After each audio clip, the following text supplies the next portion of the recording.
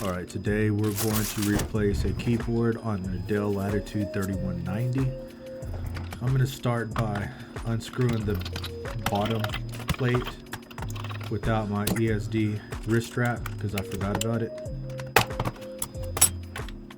So once you pop the bottom plate open, first thing I do is unplug the battery. Next, I go ahead and unscrew the 3 screws around the battery so that I can take it out. Go ahead and undo the ribbon there, as you can see, for the keyboard to the motherboard. Now there's 2 little holes here. Go ahead and pop those out, and the keyboard will also pop out. Now here's the new keyboard. Place it in, get the ribbon through the ribbon hole off the other side. Go ahead and seat it in its position.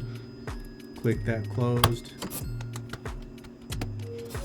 One of the hinges was a little loose, so I went ahead and tightened that up.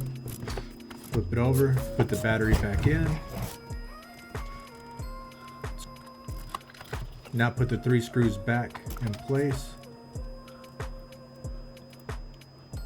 It's really simple, that's it. And battery back in, and we're done. It's as simple as that. I have a little post-it to cover some of the private information placed on these laptops. But that's really it. If you have any questions, comment below, or if you have some requests, let me know.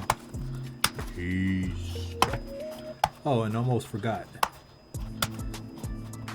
Afterwards, you need to make sure to press the keyboard in. There'll be some high points. You want to press them until you hear it click. And they're on the top right, left, bottom right, left, center, pretty much all over the keyboard. So just press those in and you're good to go.